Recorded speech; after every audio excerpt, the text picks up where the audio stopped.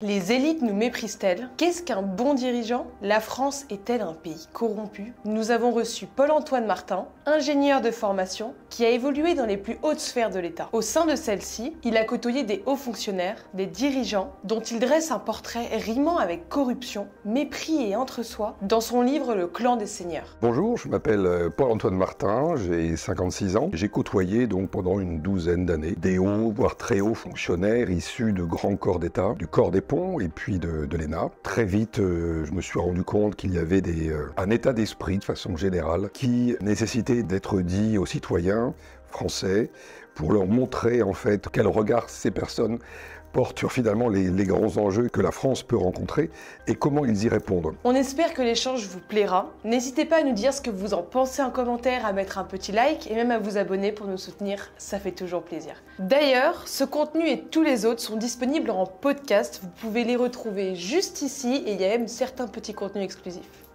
Bonne vidéo. Il y a 50% de cons, 45% de médiocres et 5% d'élites. Faux. La France est corrompue. Parfaitement vrai. Je veux renverser les élites. Je souhaite réformer cette élite. Le gouvernement a de la considération pour les citoyens. Faux. Les instances nationales ont trahi leurs fonctions. Vrai. Le costard, c'est 80% de la carrière. Faux pour moi, mais vrai pour eux. Le peuple est en colère. Ah, vrai. On peut accéder au pouvoir sans réseau. Faux. Je suis pour une 6e République. Tout dépend de ce qu'on met dans la 6e République. Il est possible de mettre fin aux privilèges. Dans un monde utopique, idéal, oui. En tout cas, il faut tendre vers ça. La souveraineté ne devrait être que populaire. Vrai. La liberté d'expression est en danger. Vrai. Le réseau importe plus que les compétences. Oh, vrai. Le gouvernement est violent. Vrai. Les politiques se croient au-dessus des lois. Vrai. Et ceux qui sont censés résoudre le problème sont devenus le problème. Tout à fait vrai. Peut-être que d'abord on peut revenir à la base. Vous parlez de caste, vous parlez aussi beaucoup d'une psychologie qui est particulière à ce genre de milieu. Du coup, j'aurais juste aimé, un petit peu en tant qu'apéritif pour qu'on pose les bases au début, c'est quoi les caractéristiques de cette caste? Comment ça fonctionne et c'est quoi justement cette psychologie parce que ça paraît un peu bizarre, une psychologie une et même pour tout un groupe de personnes. Du coup, j'aurais aimé que, peut-être avant qu'on rentre dans le détail, que vous préciseriez, Oui. que vous précisez ça, pardon. Alors en effet, ce livre, c'est pas une enquête journalistique. Il y en a eu et ça n'était pas intéressant d'en refaire une. Par contre, c'est essayer de décrire la psychologie de ces personnes-là. Parce qu'elle est particulière et elle est en tout cas totalement étrangère aux citoyens lambda. Alors, c'est une caste qui a un fonctionnement de mafia.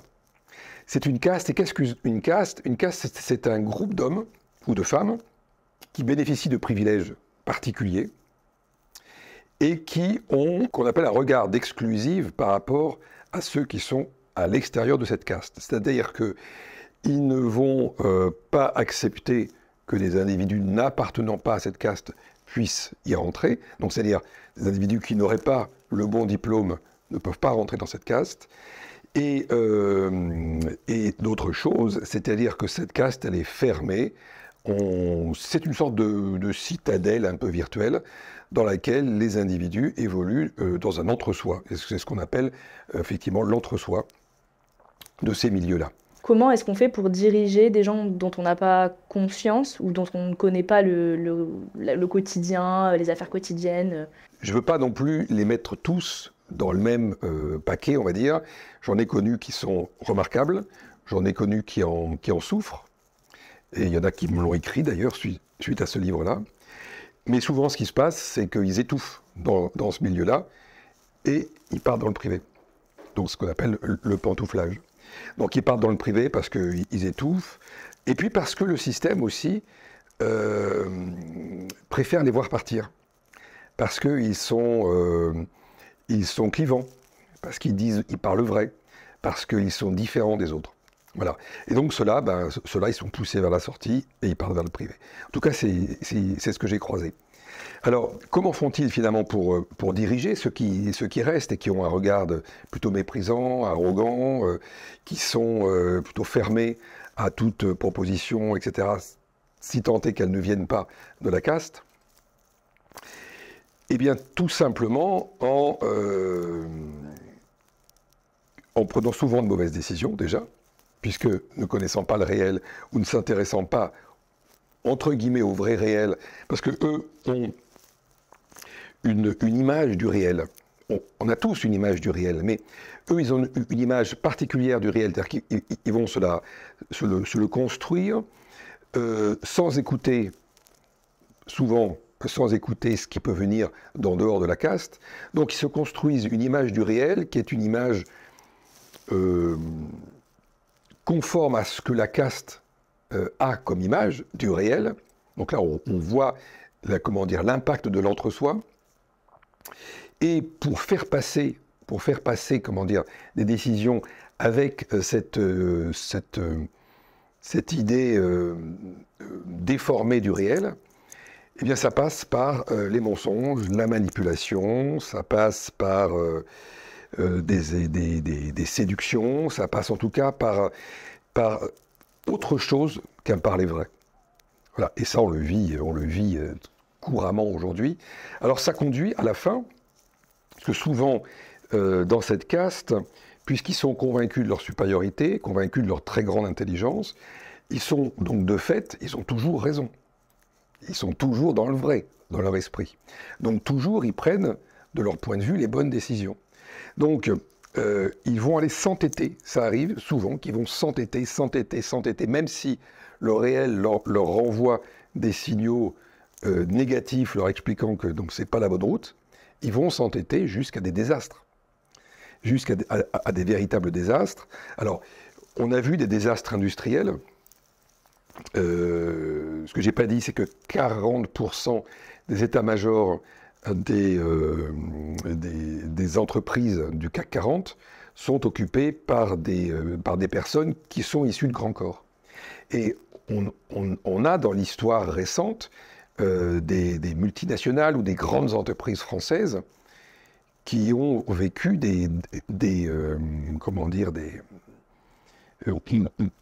qui ont eu des issues très funestes parce qu'il y a eu des décisions aberrantes, totalement aberrantes. Mais là, c'est un groupe de dirigeants qui s'est entêté avec une idée du réel qui s'était construite et qui était bien sûr complètement différente du vrai réel, pour le coup. Et là, ça conduit inévitablement au désastre. Et comme de toute façon, effectivement, ils évoluent dans l'entre-soi, ils pensent tous pareil, donc de toute façon, ils ont tous ensemble, ils ont la même idée du réel. Donc ils se convainquent de toute façon que c'est la bonne idée. Oui, quand on a confirmation de quelqu'un qu'on estime. Exactement, c'est comme ça, et qu'on estime beaucoup. Et c'est un peu un fonctionnement en miroir, vous voyez, qui se passe entre eux. Ce qui produit ce que l'on voit en France avec des réformes qui peuvent être que l'on fait passer au forceps avec matraquage de citoyens, etc., pour à la fin gagner quoi? On sait. Il semblerait que la réforme des retraites, comme elle a été finalement votée, elle ne fait pas gagner grand-chose. Voilà. Par contre, il a fallu la passer. Qu'est-ce qu'on devrait attendre d'un bon dirigeant, vu que visiblement la plupart des gens qui nous dirigent actuellement ont été un petit peu... Enfin, leur fonction a été dévoyée. Le service à l'État. C'est la première obligation. Il y a une citation de Bernanos que je mets en exergue dans mon livre, c'est que l'élite n'est l'élite que quand elle apporte beaucoup plus qu'elle ne reçoit. Aujourd'hui, on est dans une situation où l'élite reçoit beaucoup plus qu'elle n'apporte, puisqu'en fait, elle n'apporte qu'à elle-même, donc elle n'apporte pas à la population en général ou au pays en général. Par contre, elle reçoit beaucoup du pays et de la population. Donc c'est le service à l'État avant tout. Et force est de constater que c'est perdu. Et le deuxième point, c'est l'écoute. L'écoute de tous les... de tous ceux qui peuvent avoir un avis intelligent sur la question. Moi, je crois que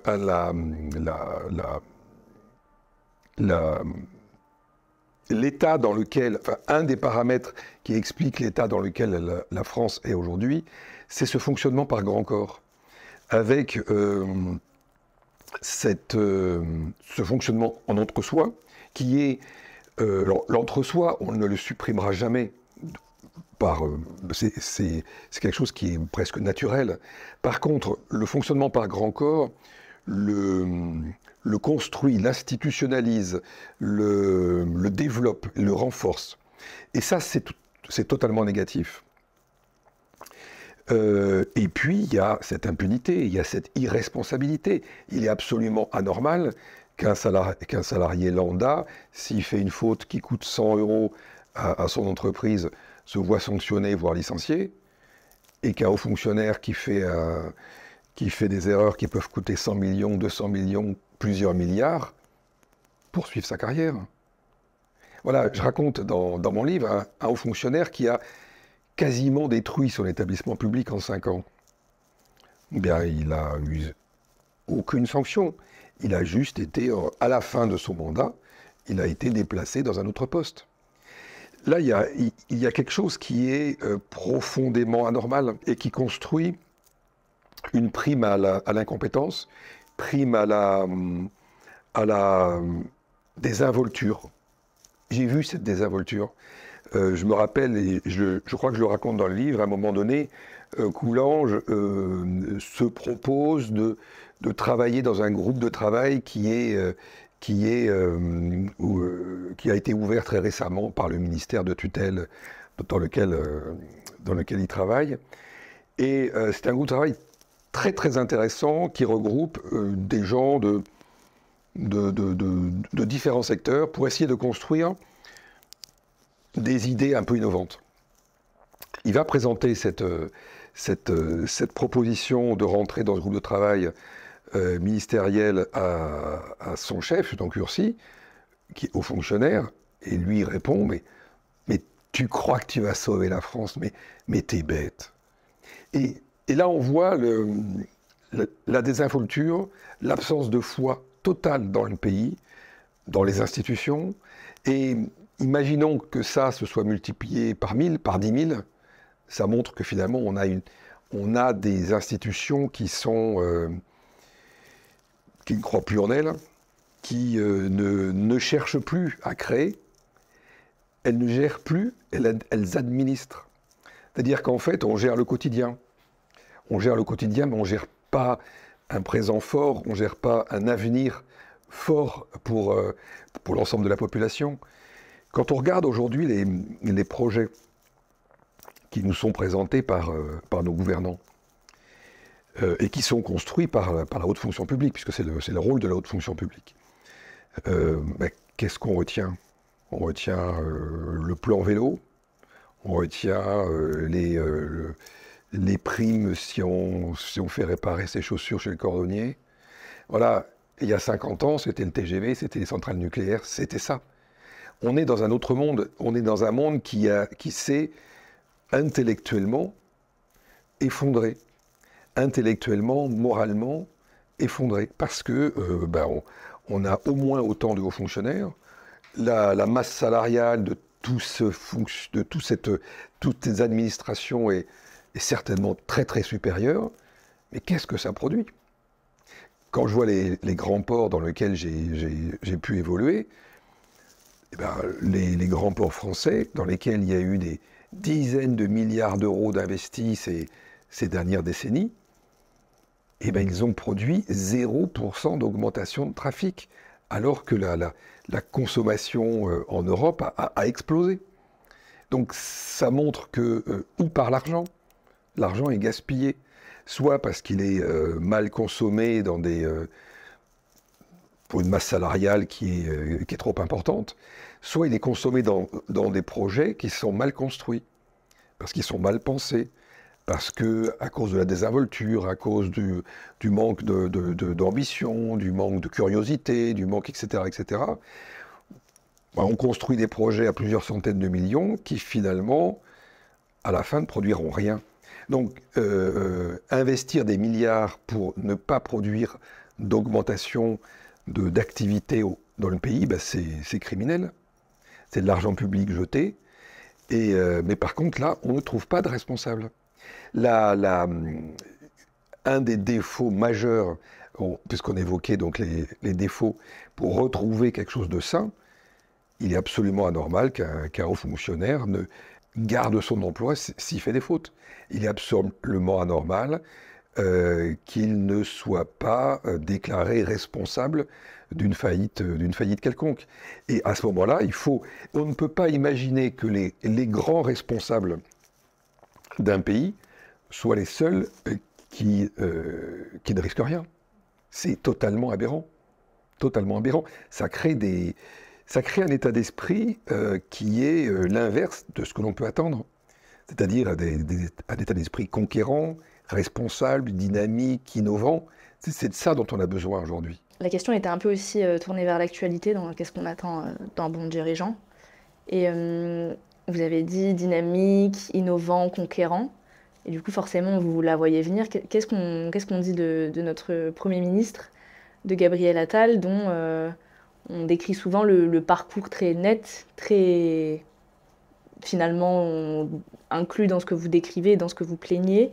Et pour illustrer un peu ce que je raconte, il y a cette image qui est parue sur les réseaux sociaux plusieurs fois, et même sur les membres du gouvernement qui ont été donc récemment nominés, que leur lieu de naissance ne dépassait pas un cercle de 17 km². Et du coup, voilà, qu'est-ce qu'on pense de son parcours? Est-ce que ça s'inscrit dans ce que vous plaignez ou pas du tout? Ou est-ce qu'on peut espérer peut-être autre chose de lui? Il y a beaucoup d'espoir et de suppositions autour de sa personne. C'est à l'opposé, en tout cas, de ce que du portrait un peu robot de ce que je souhaiterais avoir comme dirigeant. Quelqu'un qui est nommé à ce poste-là et qui n'a jamais eu finalement à obtenir de résultats, ça pose vraiment question.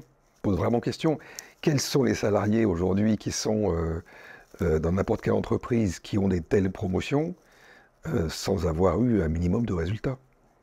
Donc c'est l'effet magique de ce qu'on appelle la com. C'est-à-dire qu'on peut aujourd'hui surfer. Cet univers d'entre-soi permet beaucoup de personnes s'étourdissent à ce qu'ils appellent ce côté brillant. Ce côté brillant, c'est cette façon de surfer sur le vrai, sur le faux.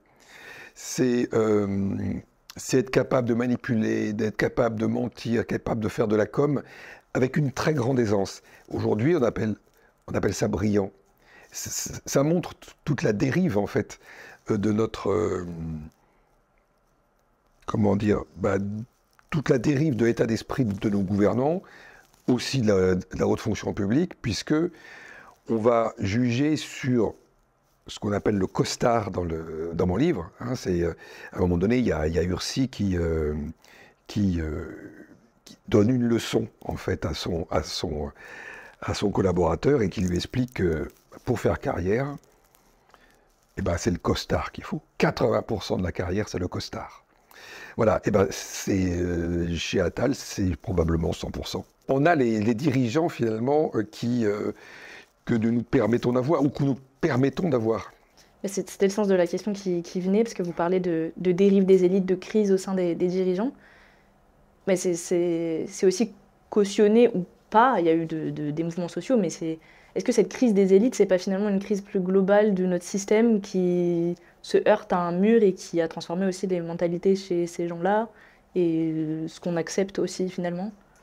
Vous avez parfaitement raison. Moi, déjà, je dirais que cette élite, cette haute fonction publique dont je parle, elle a finalement une grande partie du pouvoir en France. Et ce qui est très sournois, c'est qu'elle est installée dans un angle mort démocratique. Donc,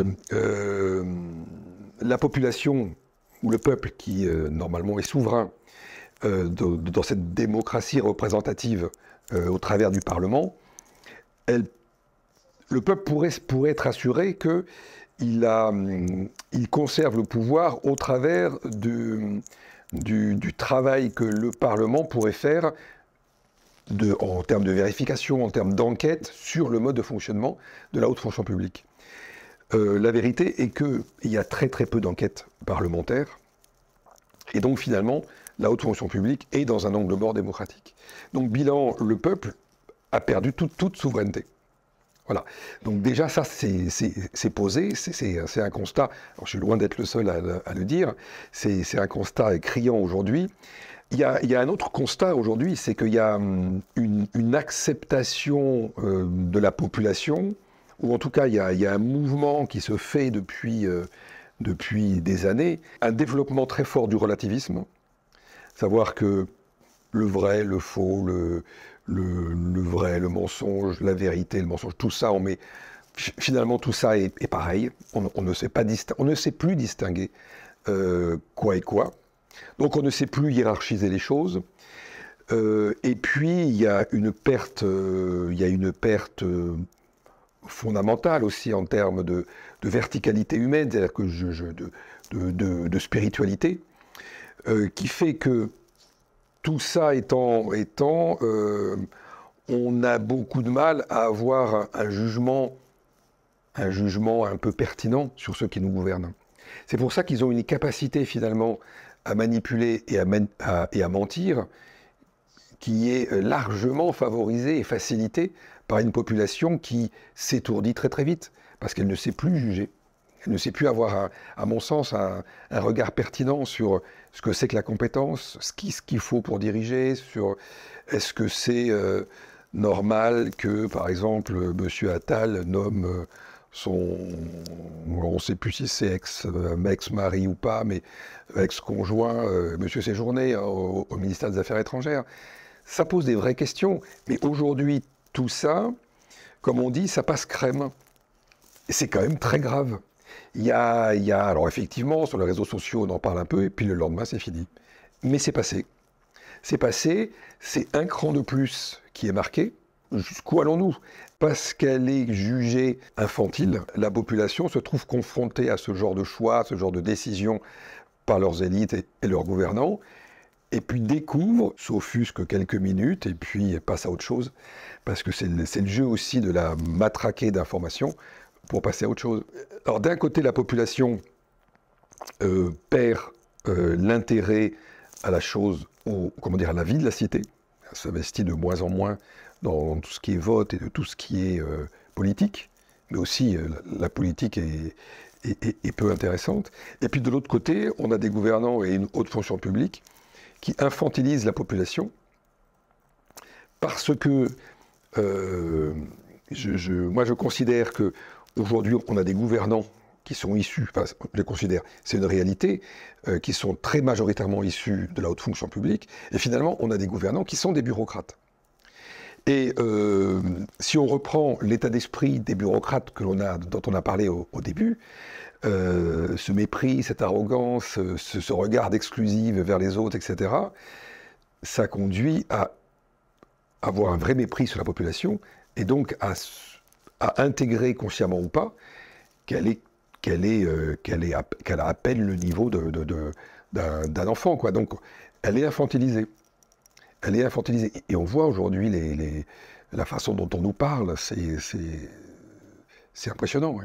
C'est quoi la solution pour que les citoyens s'emparent peut-être plus de ce qui se passe? Et c'est quoi la solution pour qu'il y ait moins ce système qui est du coup délétère pour l'ensemble? Ce serait quoi selon vous qu'il faudrait faire? Alors, je ne crois pas qu'il y ait de solution qui puisse résulter en une décision. C'est pas de l'ordre de la décision, parce que la crise, elle est d'ordre anthropologique.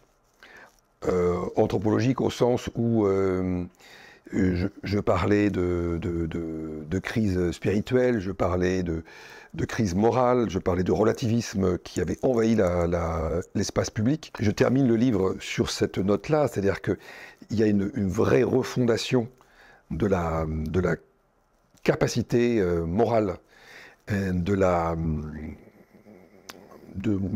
même de la capacité à avoir des convictions de nos élites, qui est absolument fondamentale. C'est peut-être ça qu'il faudrait réintroduire dans les formations. D'ailleurs, il y a Jean-Marc Sauvé, qui a été, ou qui l'est encore, je ne sais plus, vice-président du Conseil d'État, qui a réintroduit depuis quelques années des cours de déontologie à l'ENA. Alors c'est plus l'ENA, c'est l'INSP, mais il a réintroduit des cours de déontologie parce qu'il considérait qu'effectivement la déontologie s'était perdue, et qu'il était absolument nécessaire de réintroduire cet aspect-là, effectivement, dans les esprits de la haute fonction publique. C'est une voie de progrès nécessaire dans la formation de toutes nos élites, absolument. C'est presque institutionnalisé aujourd'hui. Vous avez une HATPV, Haute Autorité à la Transparence de la Vie Publique, qui autorise des pantouflages totalement aberrants. Par exemple, le conseiller du ministre Dussopt pendant la réforme des retraites, une fois la réforme des retraites votée, il est allé pantoufler chez AXA pour travailler justement dans la direction de tout ce qui est retraite. On a un vrai problème. Cette personne part avec, évidemment, des informations précieuses. Alors d'une part précieuses parce qu'elles appartiennent à l'État, et puis d'autre part, c'est un biais de concurrence majeur pour le privé. Et même la HATPV, elle autorise ce genre de choses. Or, c'est elle qui est normalement le filtre. Or, la HATPV, elle dépend du Premier ministre. Donc, nos institutions, finalement, ont subi cette marée, de relativisme où, finalement, on peut tout se permettre et puis finalement, la population ne réagit pas. Regardons, là, récemment, Pierre Moscovici, il a fait une déclaration qui est incroyable. Il a déclaré qu'il a retenu exprès le rapport sur l'immigration fait par la Cour des comptes. Il l'a retenu pour qu'il ne sorte qu'après le vote de la loi immigration. C'est une décision que j'ai prise personnellement, et je l'assume totalement. Ce rapport, d'abord, la Cour publie ses rapports, elle le publie quand elle le veut. Nous avions programmé de le faire le 13 décembre. Il se trouve que le 13 décembre, c'était le surlendemain du vote de la motion de rejet de la loi sur l'immigration. Et donc il y a un journaliste qui lui a dit « mais c'est franchement antidémocratique ». Et lui de répondre « oui, je l'assume, c'est une décision personnelle ». Peut-être les uns et les autres auraient-ils eu raison d'une certaine façon. C'est un débat démocratique, ça. Oui, mais si vous voulez, comme nous étions dans une crise politique, ça a été une crise politique, dans un moment où les arguments rationnels se faisaient peu entendre. Je n'ai pas voulu, d'une part, que ce rapport soit déformé, utilisé, et je n'ai pas voulu non plus interférer avec un vote sous pression du Parlement. Combien de fois, moi, j'ai entendu Ursi me dire « mais on s'en fout de la Cour des comptes, mais on s'en fout ». Donc il y a même à l'intérieur de la haute fonction publique qu'il va y avoir un manque de respect des institutions, parce que la Cour des comptes, elle est quand même là, c'est un outil au service du peuple pour contrôler comment fonctionne la fonction publique. Donc c'est une juridiction, elle n'émet que des préconisations, mais elle est, c'est un bras armé du peuple. Eh bien, le président décide antidémocratiquement de ne pas donner des informations à la population. Est-ce que, par exemple, quand on a pensé au corps des mines, au corps des ponts, à l'ENA, tous les grands corps que vous citez, est-ce que c'était conscient? Non. Ou est-ce que c'est une transformation due à la pratique et aux gens Pour le coup, je suis convaincu que tous ces grands corps ont été construits sur des bases très saines. Quand on voit comment l'ENA a été construit juste au sortir de la guerre en 1946, sur les réflexions de Jean Zay, qui a pu les communiquer au général de Gaulle et qui a demandé à Michel Debré de les mettre en action. L'idée, c'était il ne faut plus jamais que la France retrouve la situation qu'elle a connue en 1940, avec une haute fonction publique qui a tourné le dos comme un seul homme au Front populaire auquel elle avait fait allégeance, pour faire allégeance au maréchal Pétain. Et donc l'idée, c'était de retrouver une haute fonction publique solide, forte de ses convictions, et composée d'hommes et de femmes capables de réfléchir par eux-mêmes, et comme je le disais, avec des convictions fortes, pour être des vrais défenseurs, des vrais garde-fous de l'État, dans les deux sens, de la garde-fou pour les citoyens vis-à-vis d'un État qui pourrait dériver, et réciproquement. Voilà, donc l'idée c'était de recruter en 1946, avec cette nouvelle école d'administration destinée à former les plus hauts cadres de l'administration, donc de recruter des personnes qui ont à la fois une aptitude intellectuelle grande pour gérer la complexité, mais aussi qui ont une expérience de vie qui est riche, au sens où elles ont connu des conditions difficiles, elles ont connu la souffrance, elles ont connu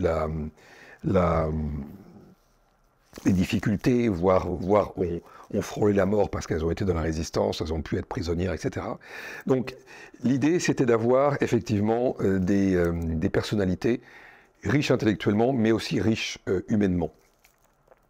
Et avec ça, reconstruire complètement la haute administration. Et puis, qu'est-ce qui s'est passé?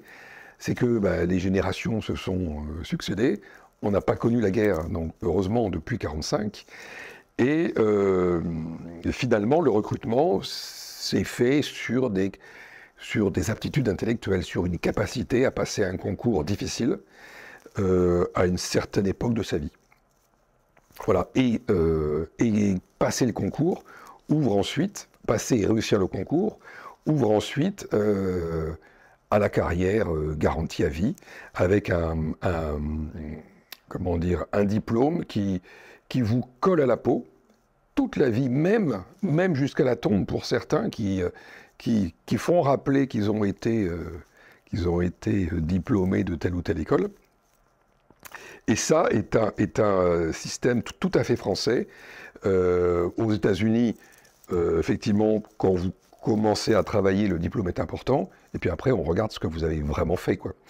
Là, c'est totalement différent, c'est le diplôme qui fait tout. Et d'ailleurs, quand ces personnes de grand corps se présentent à d'autres, à 40, 45, 50, 60 ans, elles ne disent pas quel est le titre de leur fonction, elles donnent leur grade dans le corps d'appartenance. Quelles ont été les réactions que vous avez eues quand vous avez publié votre livre chez les concernés? La première des choses, c'est que j'ai eu énormément de réactions. Des réactions qui vont de l'ouvrier jusqu'à l'académicien, du cadre supérieur dans la haute fonction publique au chef d'entreprise, en passant par des avocats, des médecins, ça a couvert énormément de personnes dans la société civile et aussi dans l'administration et la haute administration. J'ai même eu un ministre qui a réagi. Un ancien Premier ministre a réagi très, très clairement. Je sais que mon livre a été lu à Matignon et a été lu à l'Élysée. Bon, donc je suis plutôt très satisfait de ce bilan.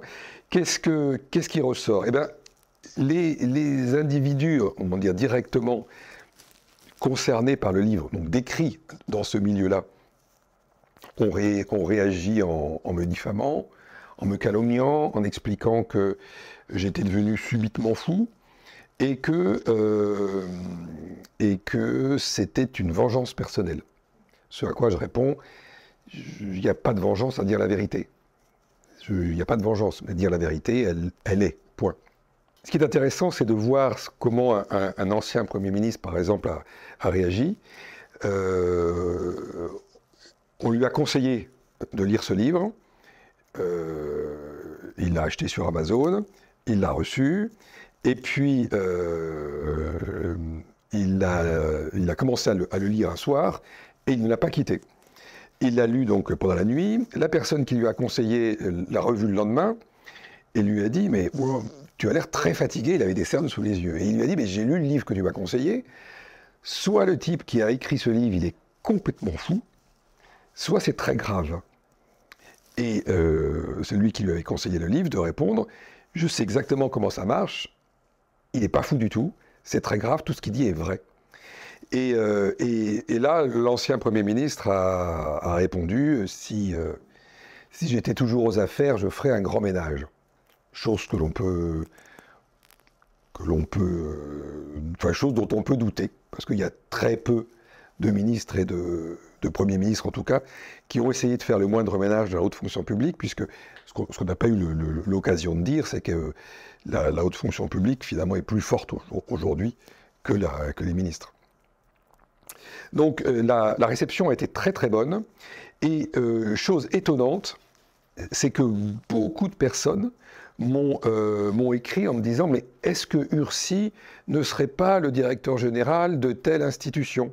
Est-ce que Ursi ne serait pas tel directeur chez Renault, ou au CEA, ou à Framatome, ou partout où finalement il y a des seigneurs du même type qui travaillent. » Et donc j'ai compris que